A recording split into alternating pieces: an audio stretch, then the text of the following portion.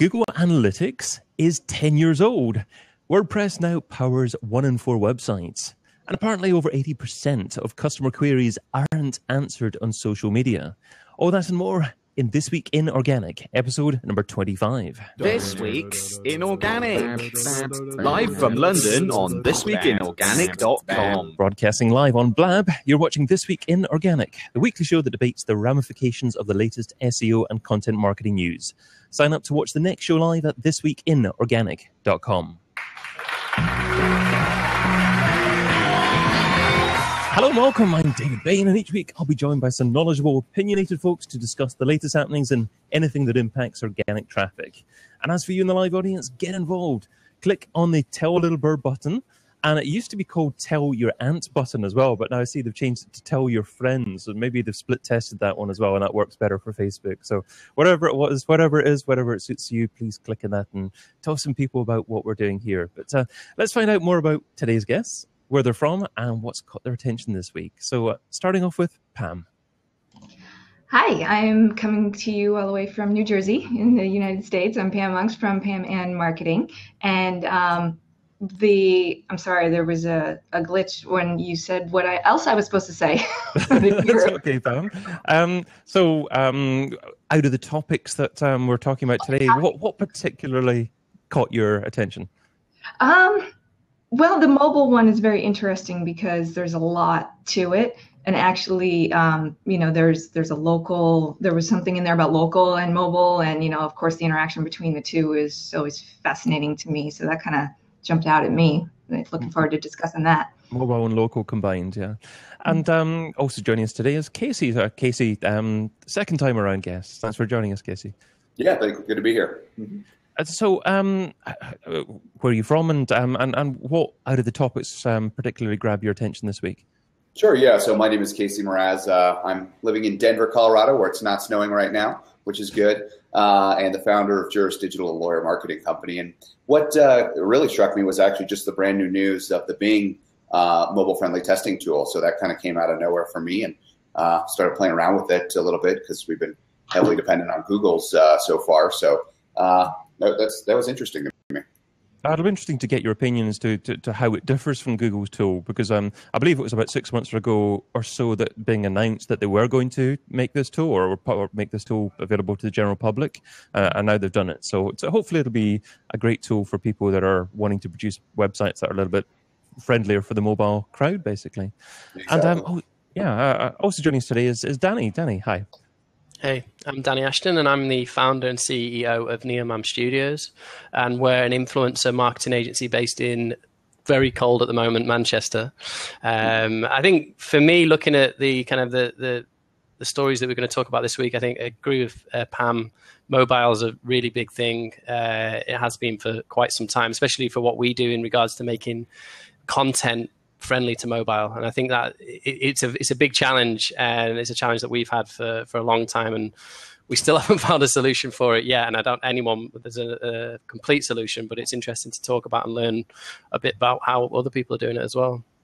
I know Casey's saying how hot it is, and I went out at lunchtime today, and I think it hailed on me. It was it certainly turned today in the UK. But so lots of interesting topics to chat about and see how it applies to businesses today. So starting off with Bing, they've launched their mobile-friendly site testing tool, as Casey was saying, incorporating things like whether or not your text is instantly readable on a mobile device, and whether tap targets are sufficiently large and tap-friendly. So Casey, I also noticed that you wrote a great article on mobile optimization that was published this week on Moz. So obviously you've got some up-to-date thoughts on this topic. So shall we start off with you on this one? Where do you think this is going? Is mobile optimization now going to be a greater focus now that Bing have brought out this tool? Sure. So I've always been on the bandwagon of making sure that whatever you're doing, whenever you're involved in internet marketing, that you're the least imperfect. So everything from site structure to mobile friendly, literally everything that you can do, you want to be better than the other guy out. And obviously we had mobile get in the past that kind of came and went. But what we're finding is making, redoing clients' websites, for example, making sure that they're mobile friendly. And we typically do responsive designs. is we see some uptick in traffic, and you got to realize that local is very mobile. And so people that are doing a local search on their phone or whatever, if they're looking for your products or services in your geographic area, they type in that keyword and you don't have that mobile site, you're still just shooting yourself in the foot from a user experience perspective or from a ranking perspective if you're not even being shown there. So you really do need to be heavily involved in mobile. Your site needs to be mobile friendly. There's no more excuses, and there's plenty of tools out there to test this stuff. So, I think it's very important. And looking at this tool, the new Bing tool that's been launched, I did a few tests on it, and I noticed one of the bottom things that they test for is whether or not you're blocking scripts on your site. So is this something that is particularly relevant to mobile sites to make sure that you're not doing? It depends. I mean, sometimes there's a purpose to why you're doing that. So, as long as your webmaster or whoever's actually, managing that knows, and that's the good thing about these resources is it tells you, hey, these are the resources that are blocked and you have a reason for it, that can be perfectly acceptable. Just make sure you know what you're doing and why you're doing it. Make sure it has a purpose. And Pam, I also saw you nodding away there when Casey was talking about mobile and local combined there as well. Those are obviously two areas that are very important for your clients, I presume.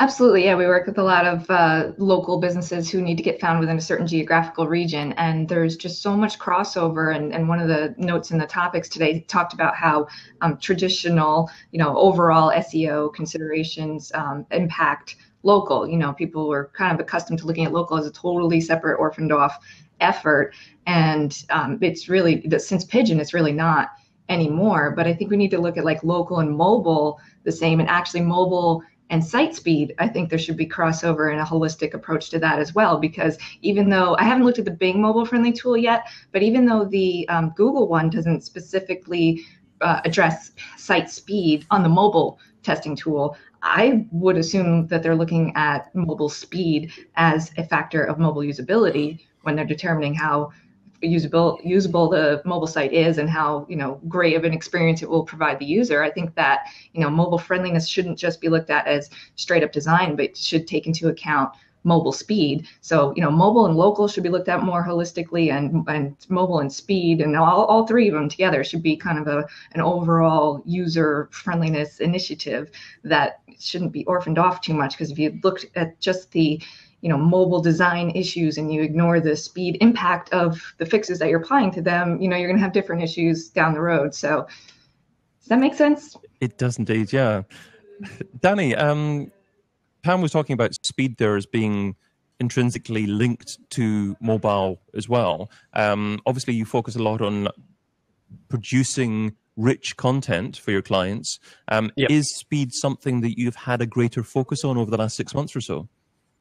Yeah, so I think, especially when we rebuilt our agency site, I think our biggest focus was speed, just because I know that has such an experience, especially when you are serving, we're serving quite big content anyway, whether it's in infographics and what have you. They could be 2 megabytes-ish of a static image.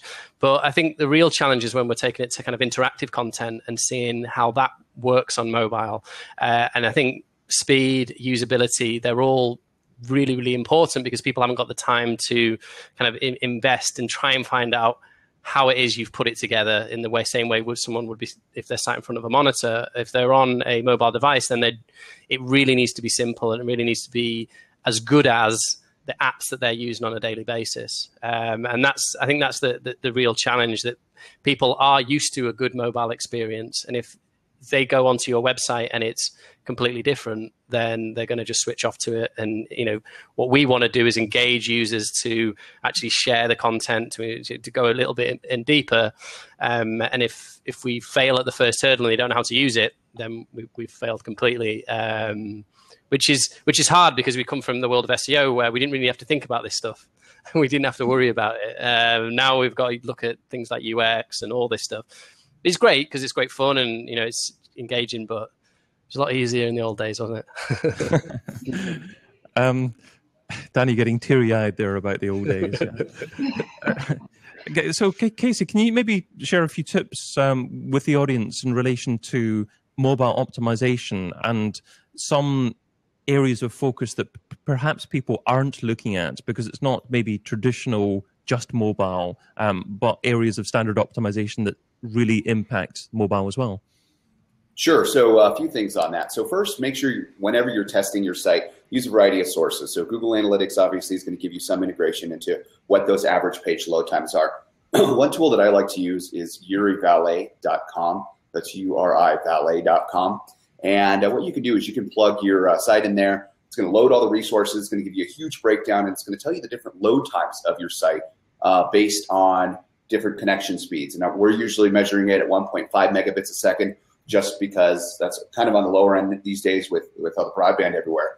But at the same time, what we like to do is have that load under maybe 7 seconds, maybe 5 seconds if we can. And that really shows that you have something that's very solid.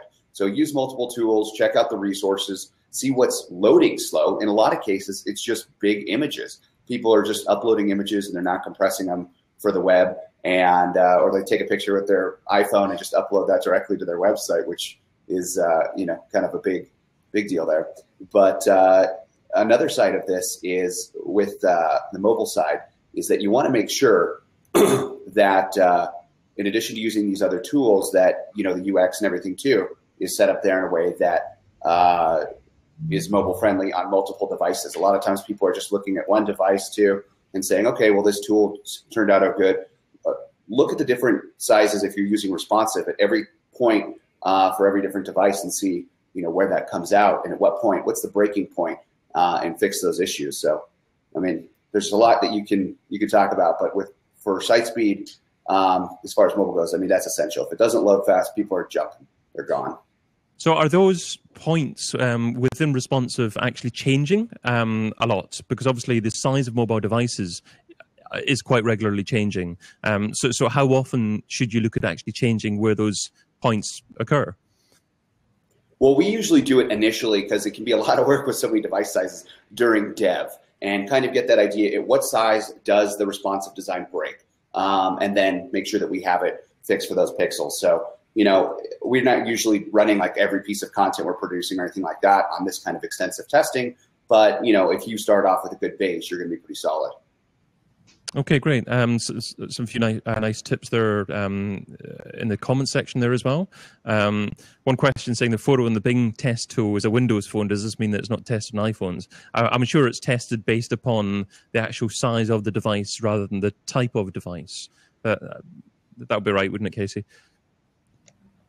I'm sorry, I didn't. You got cut out there. Just a comment saying that the Bing test tool is a Windows phone, the actual photo on that. And the question, does this mean that it's not tested on an iPhone? But my response to that would be tested based upon screen size as opposed to device. Would that be correct? I can't answer that for sure, but I would think so. Yeah. Okay, and also someone suggesting that Pingdom is a good tool as well. I've certainly used that once as well, and Casey nodding away there as well. But lots of advice there already, actually, with this particular topic. But let's move on to the second one, which is Google are reportedly starting to send warning messages to webmasters if a site security certificate isn't matching. But does this signify that Google might be moving towards giving HTTPS a stronger signal in its algorithm? Pam's smiling away there, so I'll give you this one first. I was just smiling away at you, fumbling over your words. Thank you.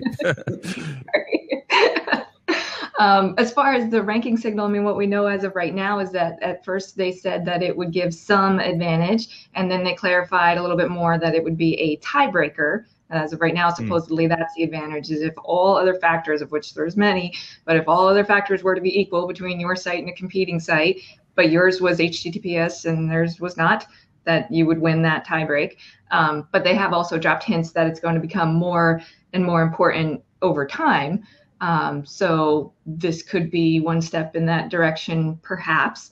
I think just security in general, again, like I was saying with mobile and the site speed and not looking at things in silos anymore, security in general should be more of a goal and a focus for SEO overall, because if, site gets hacked and Google sees malware on it, that's going to hinder your efforts. And of course, if you lose content or like all sorts of bad things can happen if you're not keeping your site secure anyway. So it's one aspect of security. Now I'm talking about a bigger picture thing. But, we've had a lot of issues lately with client sites getting hacked and impacting the efforts that we've been working on for them for a long time. And it's a shame. So, security as a whole should be looked at as an SEO initiative, I think. Casey, can you see HTTPS being a more significant part of Google's algorithm moving forward? Yeah, I sure can. And just one thing to touch on, as far as that goes, is that's something that we recommend for our clients. But one thing that's not really talked about a lot is the link equity, and just making sure that you're doing it the right way. So I've seen plenty of people install SSL certificates and not redirect their site, or just all of these issues. But one thing to really take into consideration is that when you switch to secure site, even though you might get that ranking boost, you're going to see some issues of link equity drop. So because you're going to be using 301s where everything was going to the non-secure version before to send that to the secure version. So it's slight, but it's important to take into consideration because you can actually see some temporary minor drops while you're doing that. So that's a very important thing that I don't think a lot of people discuss. Danny, do you have any clients that are actually moving from HTTP to HTTPS at the moment? I'm lucky in that I don't really have to get involved in too much the technical stuff. Although I have tried to move our site over, and I've just stopped at getting the certificate because once we actually, our site, the way it was developed, just kind of broke when you made it into HTTPS. So we have to look at redeveloping it. And probably anyone else trying to move into their site, it's worth sending, like what Casey said, spending some time to test to see. Don't just rush into it. Treat it like a proper job and take into account the potential pitfalls that you can do. Because I've seen with client sites that have redirected incorrectly from a HTTPS and that's easy to do. And once you might just forget it and lose it, and it's a bit of a kind of any mistake like that is worth keeping an eye on. But yeah, if I wish we didn't have to do any of these things because it's just an extra bit of effort for come on, I don't know, but that's just me. So it's have to learn something new. It's interesting that you've made the decision to actually move your site over. It sounds as if you've made the decision. So what were one or two of the more primary reasons for you deciding to do that?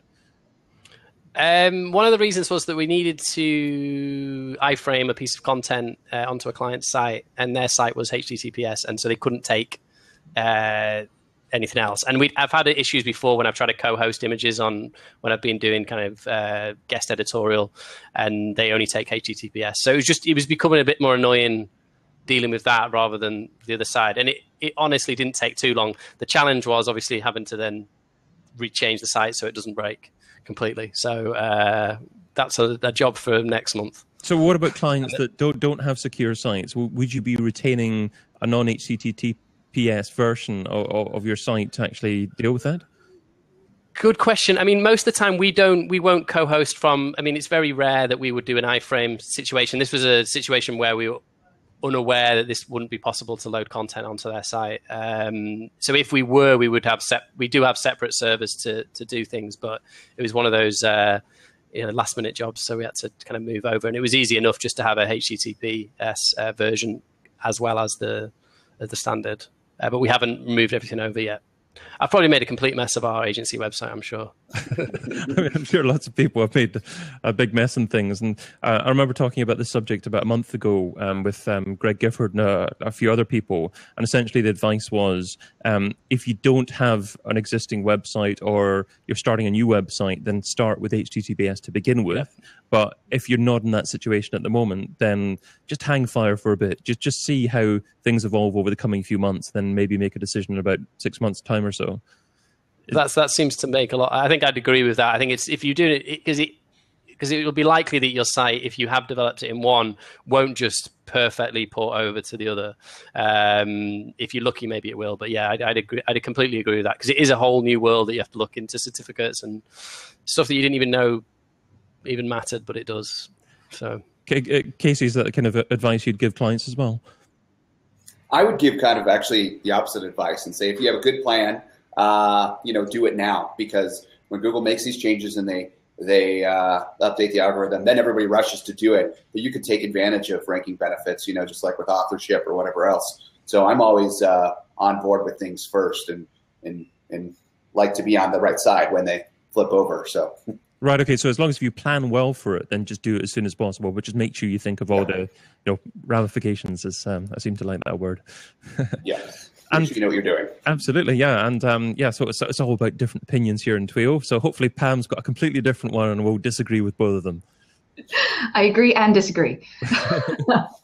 Well, we work with a lot of small businesses, so it often comes down to cost-benefit analysis for them and prioritization in relation to what other issues we're dealing with for them. So if they're not even responsive yet, and we're looking at a whole list of potential things we could do, and HTTPS is on there, we're gonna, weigh the responsive as a priority over that. And, especially when limited budget is at play. So that's how we've been looking at it for now. I totally love Casey's perspective of, being first if you can is great and it has an advantage. But if you have bigger fish to fry and limited budget, we take it on a case by case basis. You can do a case study on your move from HTTP to HTTPS and hopefully get a few shares out of that as well, maybe even links as well. But moving on to our third topic, which is Google Analytics has turned 10 years old. And many viewers, I'm sure, can't even remember when it wasn't there. So, are there actually reasons now for not using Google Analytics? And are there any other similar tools out there that perhaps provide something better? Danny, are you a big user of Google Analytics? Do you have any clients that don't use it?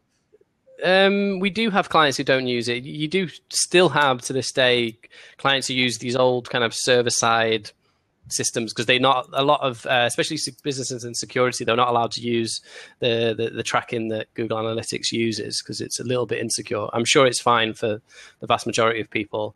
But from my affiliate days, I've always had a bit of a fear of Google Analytics because obviously in those days I was not the white hat you see before me now. I was a little bit murkier. And so there's a lot of paranoia about the fact that Google potentially could see a little bit more with a Google Analytics account. So I got into Clicky, Clicky.com. So I kind of got used to their system, got used to using it. I quite like it. It's really simple. And because I was using that, I've kind of didn't use Google Analytics so much. So that's kind of my choice analytics. But then I'm more of the, what I'm after is very, looking at how people are engaging with content. I'm not so much, the kind of the goal tracking and all of those things as much. So it's a very kind of a simple way. So I'm really after kind of very fast metrics, and because Clicky's got, and I know Google Analytics has this now, but live tracking, which is amazing. So once you do have a piece of content that just goes absolutely mental, you can see people coming on the site as and when and where and the locations of them, which is great when you've just kind of done a decent campaign and you can watch it. Not sure how useful it is, but it's certainly fun for me to watch. So I'm a big fan of Clicky. It's relatively cheap. It's not free, so that's probably the downside. But I prefer it just because I got used to it though. So okay, so it's not just the benefit of not letting Google track whatever you do. It's it used to be, but now I'm not so worried. I'd like to see what I'm doing so they can rank us higher because we see all our traffic that we're sending, as well as obviously making those placements. So if I was doing naughty link building, then I probably wouldn't want Google Analytics. But maybe it'd be better to hide within clear sites. I don't know, but that's not my reason. That's the reason why I started it, and now I'm just used to a different system. And the last time I logged into Google Analytics, it's like way more complicated than I remember. They've obviously done a lot of work on it. Whereas Clicky there is a lot of stuff in the back end, but it's there if you want it. But I think Google Analytics for me just seems a bit over. I imagine it's probably overwhelming to anyone new coming to it. So if they do find that, try Clicky. It's for people who, it's an interesting tool there you talk about. I remember before Google Analytics using StatCounter, and I find StatCounter to be very useful at the time, certainly, but I haven't been there for a while. I think it was the first PR10 website, actually, StatCounter, because they had this little bit of code, obviously, and it included a pixel that linked back to their site, of course, and that ended up getting them the PR10, I think. But Casey, do you have clients using other tools apart from Google Analytics? Are there benefits to using other tracking systems? So we're actually exclusive to Google Analytics right now, and we have been for the agency life. I have actually over the past month, though, had some clients that were interested in trying other services. So for the first time, really, I'm going to be doing some testing with other services. Okay, and what aspects of other services are likely to appeal to you more than Google Analytics? So I like Google Analytics just fine, but I work in a lot of competitive agencies or industries, specifically like personal injury lawyers in competitive areas, and there is some of that. Even though everything that we're doing is white hat, there's that fear that giving Google too much information, like Danny was talking about there. So, so we haven't decided on which ones we're going to use or test, but it's on the horizon for the end of this month to start isolating those. Interesting. And Pam, do you have any clients that don't use Google Analytics? No, like I said, we're mostly working with small businesses, so they don't tend to want to pay for anything that they don't have to. So if there's a free option, we use the free option. But it's a great free option. Google Analytics is incredibly complex. It's awesome. Like you said, it's overwhelming, but I'm data geek. I like that. But one of the downsides to it is it's incredibly important to configure it correctly. If it's not configured correctly, you're looking at inaccurate information and making decisions based upon like a wrong roadmap. It's like having, your GPS send you to the wrong place. So like the referral spam issue is incredibly annoying and problematic right now because, clients or newer clients that haven't been relying on us for help with analyzing their data will come to us and they'll be like, oh, well, our referral traffic has been growing by, 50% year over year. So we're doing something right. I'm like, oh, hold on. Let's look at the real situation first before we go doing anything about it. And then other things with, internal IPs, for large offices. We've had, one situation where a very large office, a headquarters, they must have had every single desktop computer in the whole place open up to their own website by default as the homepage.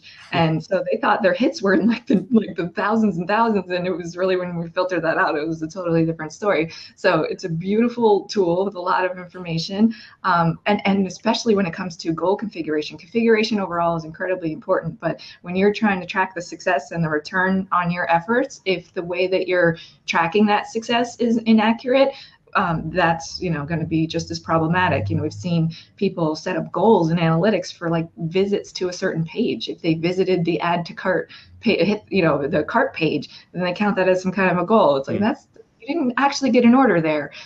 So it's very, very important to configure it correctly in order for it to be the great tool that it can be. So Pam, would you only encourage clients to actually set up goals for orders, or is a goal something good to set up for an inquiry, for instance? So when we start a new SEO strategy with a client, we ask them, what they're looking to get out of this. What would constitute a good return on this investment for you? So it's different on a case-by-case basis. For some of them, especially B2B businesses, which we work with a lot of those, it's not obviously an online order or sale. It's some kind of a contact form, inquiry submitted, or it could be a download of a gated piece of content, a white paper or something. They consider that close enough to a lead that they want to track that. So, whatever it is that is actually going to be a significant step towards contributing to their bottom line, and that actually will, for them and their perspective, constitute a success on our efforts, we want to be tracking that. And you also mentioned click spam there, Pam. Is there any way that a webmaster can deal with that and not have to look at that? And perhaps you could actually just talk about initially what click spam is and maybe why people do it. Sure. So, what I mentioned was referral spam, which I think click spam refers to something slightly different when it comes to PPC ads. But referral spam or referrer spam in Google Analytics is when these other websites are kind of pinging your web server, making it look like they sent you a visitor from their site to your site. So it shows up as traffic sent to you in your referral sources from them, but they really didn't send anyone. They're just trying to get your attention. And, when you're looking through your referral sources, you see, buttonsforyourwebsite.com, and you're like, oh, what's that? And check it out. That's the form of spam.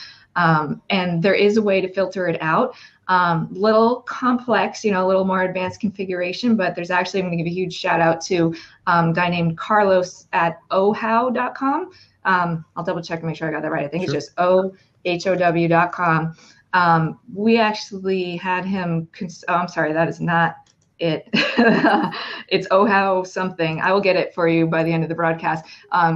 Carlos is, the obvious go-to expert when it comes to referral spam. He is on top of it. And there's two different kinds. There's ghost referral spam and there's crawler spam, and there's two different ways to filter them out.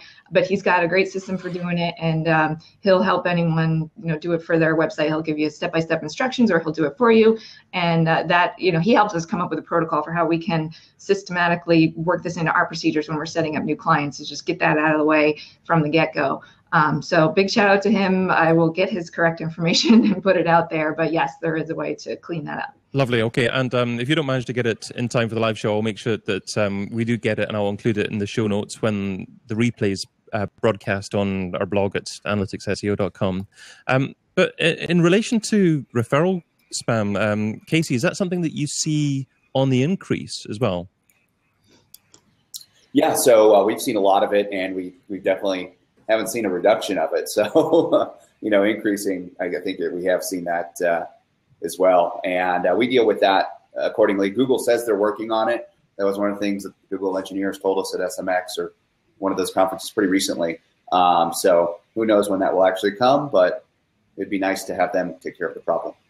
Lovely. I've got Pam added to the details of the chat too. It's ohow.co, not com. So OHOW.co. Wonderful. Okay, great. And we've also got Search Talk Live saying in the chat that premium Google Analytics costs $100,000. So, Danny, that could be an option for you there instead of Clicky. Yeah. No, Clicky's, I think, £69 a year. So I'll stick with that for the moment. Okay. Well, coming up, we're going to be talking about whether WordPress is going for world domination, why companies don't answer their customers' queries on social media, and how online marketers can learn from TV ads this Christmas. But first of all, keep the chat going. It's great to have that, and keep on telling a little bird. Well, good to get some more people on here. But moving on to the next topic, which is WordPress now powers 1 in 4 of all websites. And that's up from 1 in 5 just 2 years ago. So what are the good things and maybe some bad things about using WordPress? Danny, is Neomam, is that a WordPress-powered website? It is and it isn't. So I've been a big fan of WordPress, setting up my own sites, because it's amazing, because someone like myself I'm not a developer by trade or anything like that, I can install a WordPress site pretty fast. I can get it tweaked and ready to go. And there's so many amazing themes out there and plugins that especially, and that's perfect and that's great. But I think the challenge is, when we talked at the start about mobile and speed, unless you do have a large server and resources, then WordPress can be quite a hog on resources. I know people can set it up with other technical, like using CDNs and stuff like that. But I really wanted our agency site, at least our homepage and our kind of case studies and all the rest of it, to be as fast as possible. I got a little bit kind of obsessed with speed for a while. I was even going to do like a post comparing speeds of agencies. It was very sad. But I didn't do it in the end. But the key thing was that what we did was build the core of our site, and I'll post it in there so we can have a look, is in just a basic HTML. And it's not too basic. It uses kind of nice. It looks good enough, but the main benefit is that it's super fast, and the security potential is massive, because there is no way, or there's very little possible loopholes to get into the server, rather than actually getting the key, or I don't know how you would hack a server in that way. Whereas WordPress, and if anyone's had a WordPress site, the security of it is, you're always going to install that plugin 3 years ago that you forget about, that hasn't been updated, and then someone gets in, and it is a nightmare. I've had sites where I've sold them for decent money, and then they've been hacked, malwared, whatever you want to call it, during the auction and stuff like that, and it is honestly the worst. So you don't want that on your main business site, and you don't want that if you're a client. So WordPress is great, and so, sorry, to get to my long story, is we were going to not have WordPress, and now in the end I had to install WordPress on the back end for the blog, because otherwise it was a nightmare. So we have one side of it that is non-WordPress, and then we have the /blog, which is WordPress. So because when they're so easy. When you're focusing on speed, actually, did you try and design 2 pages with exactly the same look and feel, one powered by WordPress, one just a plain HTML page, and having them on the same server to actually split test to see what the difference was? Is that what you did? We didn't know. We just knew. I mean, you can compare like just the way a WordPress site works. It's database driven, so it pulls in the information and it displays it in most cases. So it is always going to have a. I seem to be getting very blurry. It is always going to be inherently slower. Whereas if you keep it really, I mean, the way I got the idea is that we do a lot of interactive infographics, and they were just simple HTML parallax frameworks, and they used to run so quickly and used hardly any resources. And I just said, well, why can't our site be like that? And obviously that is the way people built sites before WordPress. So it does take a little bit more time and investment. And if you do want to change your site, change content on certain pages, it is a bit more work because you have to bring the developer in. Whereas if it's WordPress, you can obviously make those changes. Anyone can make them with ease, really. But I'm really happy. We got some really fast speeds. The site runs really, really well. But yeah, for a blog, just to have all parts of the team, to get the marketing manager access and me and other people, WordPress is built for it, and there's no better solution, I don't think. So, I mean, Casey, does it make sense then for someone with a WordPress website to actually look at what their most important pages are from an organic search perspective, and perhaps have those pages redone in just plain HTML format to try and absolutely optimize the speed, with speed being a small element in Google's algorithm? I can see what Danny's saying and the benefit to that. We haven't had a need where it's required that type of situation. And that's for several different reasons. But one of them being is then, of course, the client may not know how to update that page or edit it, afterwards, which can create some issues. But we're not building really anything that's very intensive that would require that. I could see it, though, definitely, if a page was just ridiculous and you needed to reduce that. Typically, the bigger problem you have is that people think of WordPress and they've heard the name and they want it. And then they go to like a theme website and they just buy this really cool looking theme that they thought was awesome. But then it has so bulky and so fat and just so much in there. It takes forever to load. And then, they build their whole website on it and then realize that down the road. Because a lot of those themes that you find are just very bulky. They're huge. So I think that's kind of a more common issue and something that we would advise against rather than, working on some of those pages one by one. So, Pam, a lot of your clients are smaller businesses. Does that mean that they're more likely to have a WordPress website? And if so, what kind of themes would they want to use?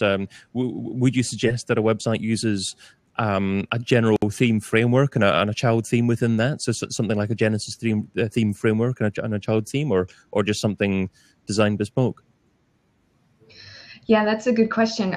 We do work with smaller businesses and smaller budgets, but this is one of the struggles we have is when making recommendations. We always recommend WordPress. We love that it's open source, not owned by anyone that could, just yank it away or have any limitations. You can tinker with any part of it that you need to. So we love that. And it's got the great community. So, as soon as Google says jump, Yoast is like how high, and it's like done, whatever new thing they want is in there already. So, we're always recommending it. But when recommending, a theme, we don't really have a recommendation for a theme per se, because what we've found best is whether it's done through framework and child theme or just some other way, but just custom development is really seemingly the way to go. There's just no bloat. There's no extra stuff in there you don't need. You just build exactly what you need and nothing more. And so that's what we really like to recommend. That is, of course, a lot more expensive to have a designer do that. We don't design websites ourselves. We just optimize them and work with the designers and developers on making them as SEO friendly as possible. But it is hard to recommend that higher budget option when there is the option between like $20 template and custom design for thousands of dollars, when we know custom really is best. So whenever possible, we try to push them towards the custom, and if not, then go with a good theme that we've seen used well before, which usually actually has been like a Genesis framework with the child theme. Do you recommend Yoast for most themes, Pam? Yeah, we are a big fan of Yoast. We tried all the other ones, all the other popular other ones, and they just don't match, specifically how quickly Yoast stays up to date with the changes. That is just, unsurpassed, the way that they keep up to date with Google.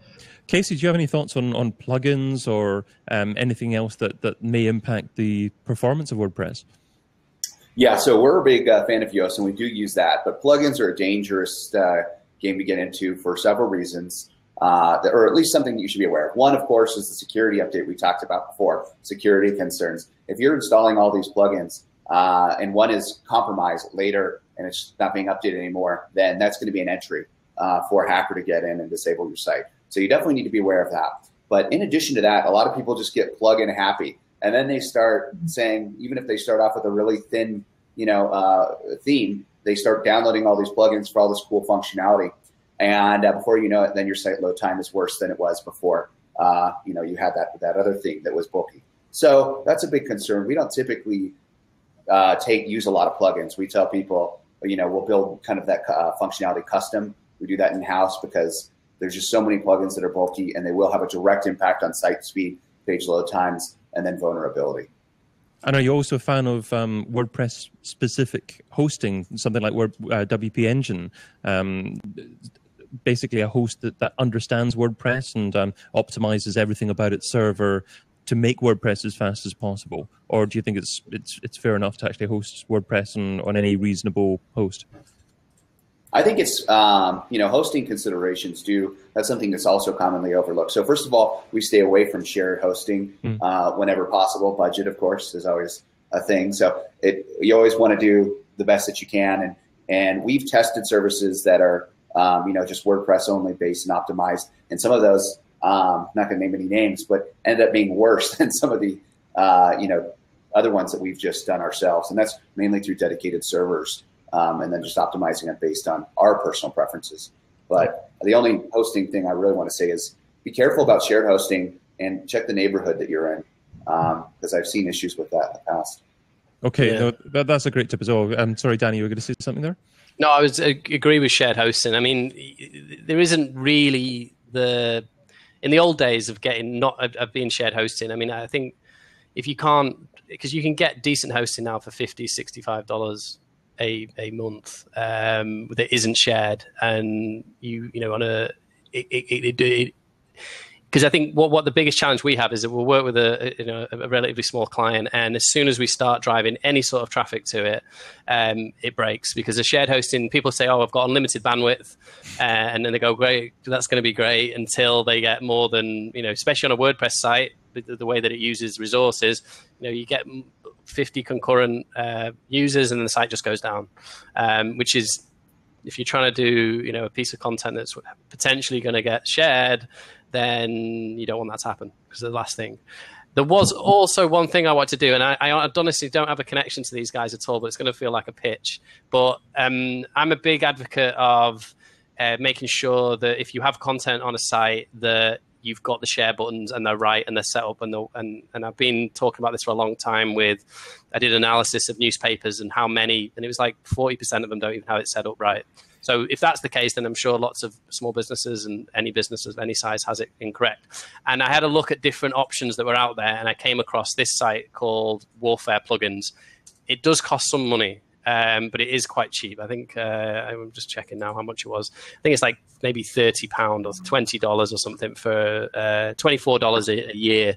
And basically that plugin will make sure you've got all the share buttons for your site, which sounds like something that there's loads of free alternatives out there, and there is, but this one, it's got so much kind of resources at the back end, and it makes sure that the tweets go back to you as an author. You can customize everything really, really well. And like we always recommend to clients as soon as they start with us is whatever they're using for, share this or all these other type of share plugins, just get this one. These guys are kind of obsessive about it. And you get so much benefit, but I do not have they don't benefit me in any way. So I'm just doing it because I personally find it easier. You can see it, we use it on our site, and it's great. Okay, that's a great tip. Thanks for that. It certainly doesn't look like an affiliate link. So, yeah, I do have an affiliate link and I didn't use it. Make sure of that. Well, warfareplugins.com if anyone's listening to the audio version. But that probably takes us along nicely to the fifth topic, social media related, which is, according to Sprout Social, over 80% of customer queries aren't answered on social media. But why is this the case, and what impact does this have, and is it really important? So maybe Danny, again, talking about social media, do you find that a lot of big companies are more guilty of not interacting on social media compared with smaller companies, for instance? Well, I think from our experience is that often, I think it's something that it's still taken a long time for people to get properly. So there's some good examples out there. KLM is the kind of the one to look up for, who gets it right every time. But I still think, social media can still be seen as just some kind of side thing, leave it to the intern to kind of deal with. And we've all seen those cases where, companies have tweeted the wrong thing at the wrong time. And it is dangerous. And I think it's something that it has to have the entire business focus on it from the kind of higher ups. But I think that in most cases, it is the smaller businesses who seem to get it. I know just from businesses I interact with in Manchester, they will, some of the kind of new small businesses really use social in a way that's really, really powerful, bringing a community together. Whereas I think probably the larger businesses, it's something that they feel like they have to do, they have to get involved, and it's just seen as an outlet for customers to, complain, really. And I suppose that isn't probably, no business really wants to kind of get actively involved in that. But yeah, I think what this guy's talking about, Search, or guy or girl, I apologize, Search Talk Live, about the kind of, they're monitoring it, but they're not really getting involved with, non-branded questions and actually helping people out. I do know I had a question about Aweber recently, and I was just talking about it with a friend of mine on Twitter, and they got involved in the conversation, which I was like, because I was saying, I don't think it's working right. And they were like, is there a problem? And I thought that was genius, really, and something that, it wouldn't be that much harder to do, to hear when people are talking about and to get involved before they're going, I hate this company because they haven't done this. More about trying to get people when they're not just complaining, they're actually just wanting to learn more and get more. That would be great to see. So was that on Twitter? You just mentioned the word. I was on Twitter, Aweber, yeah. Aweber were tracking, and I wasn't atting them or anything like that. They literally were watching my mention, and I was saying that I felt like my newsletter didn't work. I didn't really know because I was just on my phone and I couldn't access my computer, and I was just trying to tell this guy why he got an email from me, which I don't know why. Still don't know. But they wanted to help me, and I thought that was really good. And obviously they know if I'm talking about Aweber in that way, and then I'm a customer, I've been a customer of Aweber since 2012.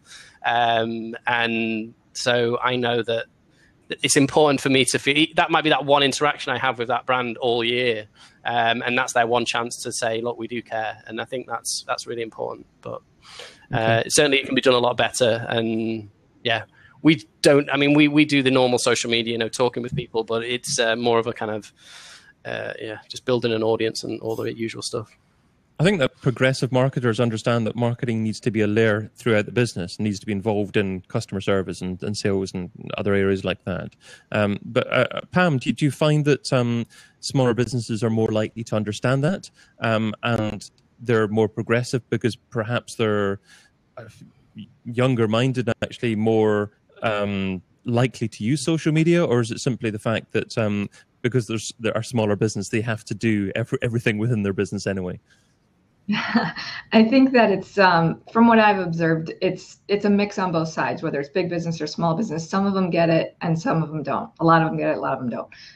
We just got an e-blast the other day from a local small business. They were like, you may have heard social media is a big thing now, and we're now live on Facebook. I'm like, oh my God, huge eye roll. So no, just because they're small, I don't think necessarily means that they get it. There's some that do and some that don't. And, like Casey was saying, with the advantage of being first at a new thing with SEO, this is definitely not a new thing anymore, but it's just, the ones that embrace it are going to benefit from it. And the ones that that I really don't know what else to say about the bigger brands not getting it by now. It's like, just come on, guys, the Stone Age already. I really don't know what else to say. Casey, does it surprise you that the bigger brands just don't seem to be getting it and interacting to direct questions? And is this likely to change? And maybe what are a few of the things that they could be implementing to actually improve things? So, of course, it is surprising that they haven't adopted that. So a lot of companies, bigger company or brands, have built their departments up and they're responding to queries. In a lot of cases, these bigger brands aren't even responding to queries, or to questions online. And that's terrible. And they need to get on the game. But it's also important for small businesses, too. I mean, Facebook now publishes the stats of your business response time and your business response rate. So that's like a score that they're giving you directly on Facebook, just for one example. But people need to, whether small or big, they need to have some sort of adoption there and add that to the agenda, at the very least, to respond to those queries. Because every impression of your brand has a positive or negative impact towards your brand. And if I'm mad at you and I'm venting online and then you don't respond to me, I'm going to be more pissed. But you need to monitor that, and that's a negative point for your brand. Whereas just responding and then being proactive are positive points to your brand. And in addition to that, if you're getting bad feedback, and as a business owner or corporate team, you're not monitoring that and making changes fundamentally to your business, to things that are happening, then you're potentially running a bad business, and you need to fix those anyway. So it's so important. And there's so many thoughts I have on that, but people need to be well involved in that, and they need to build those teams. They need to get on the bandwagon. So one more thought in relation to that is, do you think bigger businesses are concerned that they could perhaps be flaming the flames and actually making it more likely for whoever's talking negatively about the brand to actually say even more negative things? Is that maybe the reason that they're not interacting? And if that's the case, is it right to actually give a customer service person full ability just to make that response straight away? Or do you think these kind of responses for bigger firms need to be confirmed, managed by someone above them? Well, that's what the scary part about it is having somebody manage that for you. What if they say the wrong thing? But most importantly, they can take a simple approach and create a procedure that says one response and then take this offline. So that's their biggest goal. Is they want to respond publicly, and then they want to take that conversation offline. So they need to do that. It's one way to start doing that. They definitely don't want to get into any flame wars, and that could just be into, based on the procedures there. But, if they need to respond, and they need to find a way to take that conversation offline and be proactive. Okay, quick question from Search Talk Live again, saying what social media monitoring tools do you recommend? So shall we go around everyone and maybe recommend one tool? A funny phrase from Danny, so shall we go to Danny last? Okay. I'll have to Google social media monitoring tool and find out number one. Pam, what are your thoughts on this one? I'm sorry, did you say me? Yeah, do you have a social media monitoring tool that you use? Yeah, I like and prefer Sprout Social. It's not terribly expensive, although for some smaller businesses it is a little steep just for the monitoring part of things. Although it's it can be used to manage and post to multiple places and all of that as well. So a lot of our clients end up using Hootsuite, but I do really like Sprout Social and its ability to pick up on the mentions of your brand on the different platforms. Okay, yeah. I mean, I must admit, in terms of monitoring Twitter, I use the native app and really the desktop most of the time. I'd like to try, I think, BuzzSumo a little bit more moving forward. But Casey, what are your thoughts on this one? I've used Hootsuite the most, for what I'm doing in the industry that I'm working in. Typically we don't need big tools to do anything like that. So I don't have too much experience with them outside of Hootsuite. But so that's what I use. And then the app itself, and then, Moz for freshness, just taking a look at that, and then Google Alerts, even though it's not very fast a lot of times. So. Okay. And how's your Googling going, Danny? Yeah, I didn't get a chance. Well, so I just use, for Twitter, I have my personal phone. I just manage my account, so I don't manage the main agency account. That's someone else's job. But what I use for like alerts of like the agency and potentially me is Talkwalker alerts. I think that's quite nice. if you've come across that. So it's similar to Google Alerts, just a little bit better than it, and it just alerts you when like mentions of. Usually for links, it's quite good. I did try with BuzzSumo as well. Having an alert on there is quite nice. So I have both of those, and usually both of them, they'll get picked up by one or get picked up by the other. Usually for, knowing when someone's mentioned the company really more than anything, rather than a tweet or anything like that. Now, final topic, and that's, I'm not sure if this is just going to be relevant to Danny and myself, but we'll see. And that's Christmas seems like it comes earlier each year. So here in the UK, we're starting to be blitzed by TV ads themed with different Christmas things going on. So every different retailer out there seems to be actually doing it. But which ad has caught your eye? And but what can online marketers also learn from this? Danny, have you seen any Christmas type ads out there? I'm going to be a very millennial about it and say that I haven't seen any of the ads. I don't watch TV in the normal sense of it. I still watch Netflix. I'm not a complete thing. But for me, I don't know. I think this is, and this is completely my opinion, but I just think this is the last gasp of the advertising world to try and recapture what they once had in the old days. And I say that obviously as a provider of content marketing and someone who has something to benefit from the demise of interruption advertising. But I'm always amazed when I switch on, I watch the television at my mum's and see the amount of effort that has gone through into like modern now advertisements, how wacky and how weird they are, just to try and capture people's attention, because people just don't want to listen to them. So they have to just be inane and capture in some way. Now, I have heard that people seem to think the John Lewis advert is very good, but maybe I'm actively not wanting to watch it. If I want to watch a film and I want to watch an emotional reaction, then I'll go and choose to do that. I don't need to be interrupted by John Lewis. That's intriguing. And Pam, is there a same trend within the States to actually produce ads which are minutes long for the Christmas period, or is that not something you tend to see there? Well, honestly, I also don't really watch TV, so I'm not really in tune with what's going on for commercials. I do know that the Christmas marketing overall starts earlier and earlier every year. I did my last minute Halloween candy shopping on Halloween Day this year, and actually all they had out was Christmas candy. The Halloween candy was gone and the Christmas candy was already out. So that same trend is definitely here. As far as the TV commercial content, I'm not really sure, but I know that with we don't only work with small companies. Some of the bigger companies we work with still seem to have a divide in planning between what they're doing on traditional media and what they're doing on digital with their content there. And so I think it's important, from a planning perspective to, look at digital as a cohesive branding effort with whatever you're doing on traditional. It was very orphaned at first, I guess, when it was brand new. People were like, well, this is a totally different thing. This is, entirely just different approach. But I don't know. I mean, with how much video content is being consumed on social now, how can it be looked at differently? It really can't be totally different, approach anymore. So I think it's important for brands to plan for doing, a cohesive approach to their holiday marketing on all channels. Yeah, I mean, I suppose it's video now more than TV, because TV is a box in the corner of your room, but it's maybe used mostly, as Danny said, to watch Netflix, those kind of things, and Amazon Prime or whatever, really. Because I actually researched this on a blog post, and I saw them as embedded YouTube videos. So I wasn't watching them traditionally in the TV and catching up with them that way. Casey, do you think online advertising, online marketing can learn from traditional media, or do you think it's more the opposite way around? Traditional media needs to learn more from what the online world is doing? Well, I mean, you can learn lessons, of course, going both ways.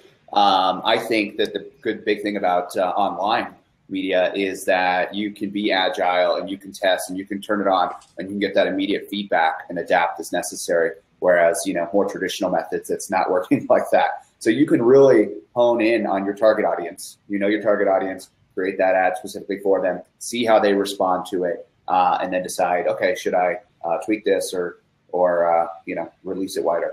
The only ad that I looked at actually that jumped out at me was the one for Harvey Nichols, and at the end of it I had a hashtag gift face, and that seemed to work really well. You probably have to run it and watch it to actually see what it refers to, but every other one seemed to be either talking about what they did or just a little bit too cheesy and just making you feel a little more ucky about the brand rather than actually liking it. And it's hard to get the line right in terms of the right feelings and making you aware of the brand, but perhaps drive associations from you feeling about other things you do to what the brand does. It's a tough line, and also weaving that into online and other forms of marketing and making people share it. So it's a tough job, and no wonder only just a few people get it right, I suppose. But I reckon that just about takes us to the end of this week's show away and some sharing of find out more details from our guests. So starting off with Pam. So I think the running theme in my head from this conversation today was a cohesive approach, like I was just saying, with the traditional media and the online media, or whether it's, looking at SEO instead of looking at it in silos, looking at your social, mobile, local, speed, UX, all of that as cohesive effort with, cohesive KPIs and measures of success, and cohesive planning. I'm all about the planning and strategizing. I think that's just kind of what my main takeaway from this is that it's important to look at the bigger picture, to zoom out and look at what you're doing with your branding as a company from a 30,000 foot level.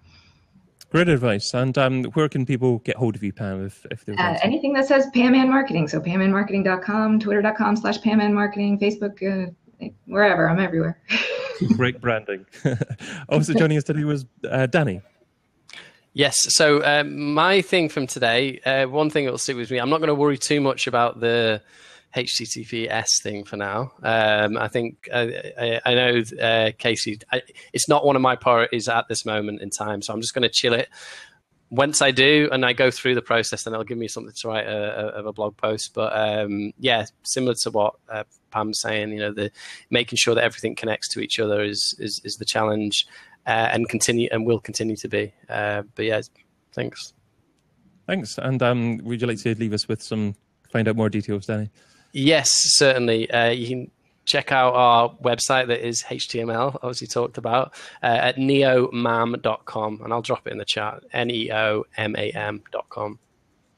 And I was going to say, and Casey also, who's winner of the props competition, but Danny's just overtaking you, Casey, the number of props, but you nearly got there. He's going to beat me now. So thanks, Casey. Would you like to leave us with some final thoughts and takeaway details? Yeah, I mean, I agree with Pam, of course, what she was saying, looking at everything from start to finish. That's always one of my things. But mobile, if you're not doing that, that is more important than HTTPS, obviously. So you do got to prioritize your efforts. You got to make sure that, that you're spending your budget on the appropriate areas. But if you're not mobile, make sure that you are. Put that as your top priority.